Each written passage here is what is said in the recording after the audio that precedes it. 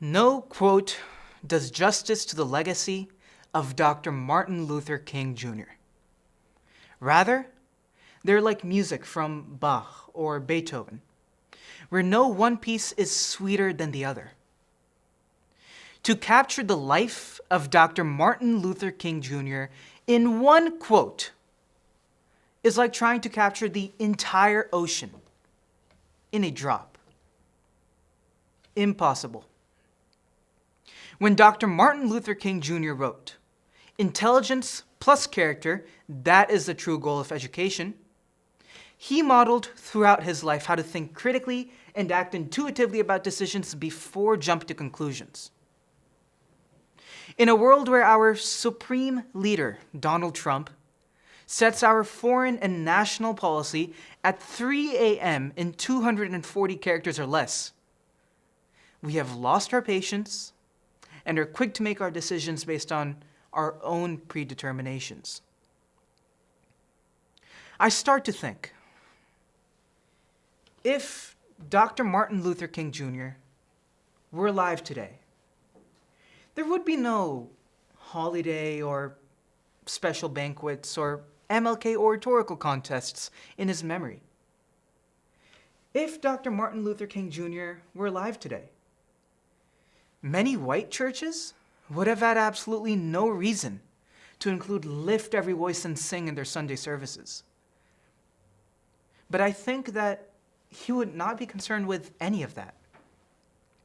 Rather, if Dr. Martin Luther King Jr. were alive today, he would be more concerned of the fact that we all still live in a world where there are such things as a white church, or a black church, or a Latino church, or even an LGBTQ church. If Dr. Martin Luther King Jr. were alive today, he would still dream, as he once did, that one day every valley would be exalted, every hill and mountain made low, the rough places made plain, and the crooked places made straight. And that is where I draw a blank. Then that void turns into the painful realization that if Dr. Martin Luther King Jr. were alive today, he would most certainly be a very different man from the one we remember. Different in that his ministry of radical racial, social, and economic justice would have evolved in ways we can hardly even imagine.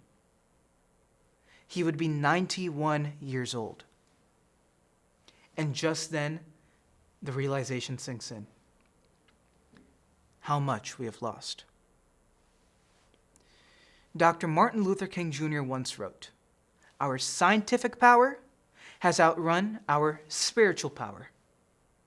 We have guided missiles, but misguided men." When American foreign policy comes in as confusing and uncoordinated muzzle smoke behind the screaming bullets our military uses to keep the people of the world subservient, I refuse to stand by. I think about the 1 million Muslims placed in Chinese death camps, brainwashed, force-fed pork and alcohol, just because their God is different. I think about millions who have been killed in Burma, and millions more displaced due to government-sponsored ethnic cleansing, led by a prime minister who is a Nobel Peace Prize recipient. I think about how Syria is plagued by a Russian-American pseudo-war, which has given birth to a power-hungry dictator, widespread governmental oppression, and civil war. Yet somehow, an Arab prince has no problem spending $400 million on a painting for his yacht, but will not even donate one single dime to help those suffering in Yemen, Sudan, Kashmir, and Burma. I think about how even in our own streets, lives are unjustly taken by white policemen who leave somebody's son bleeding to death. A red line needs to be drawn, and we can no longer live and let die. Because in the words of Dr. Martin Luther King Jr. himself, injustice anywhere is a threat to justice everywhere. Today, we've become introverts, simply concerned about ourselves and our own self-interests. With the rise of the digital age and social media, Generation Z especially has fallen victim to the trap of the herd mentality.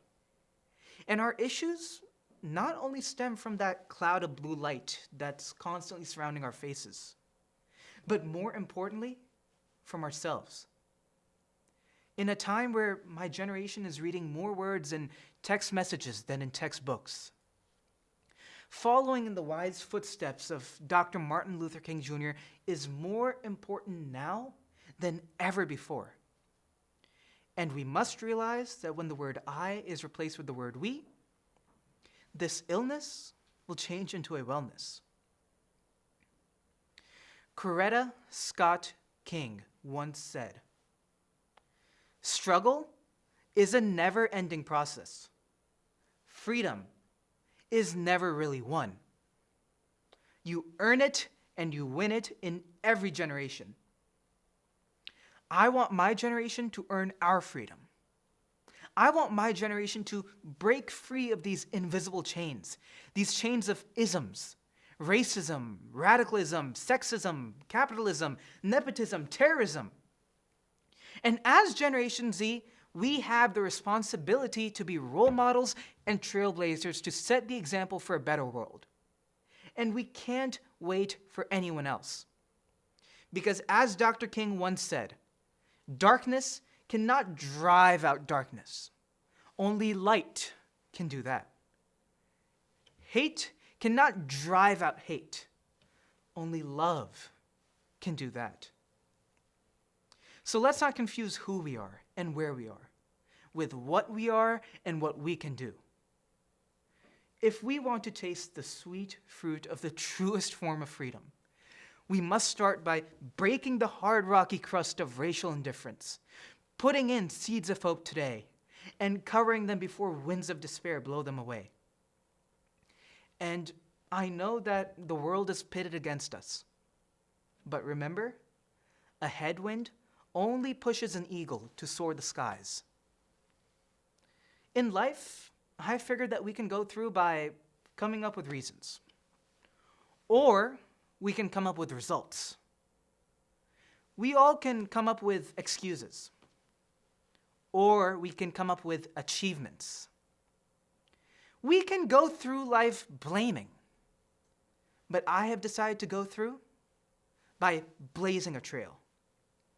Because as Dr. Martin Luther King Jr. once said, faith is taking the first step, even when you don't see the whole staircase. And it is only with faith, with intelligence, and with character that we can achieve true education and break free. And I am ready. I am ready to take the first step out of this dark dungeon. Would you care to join me? Thank you.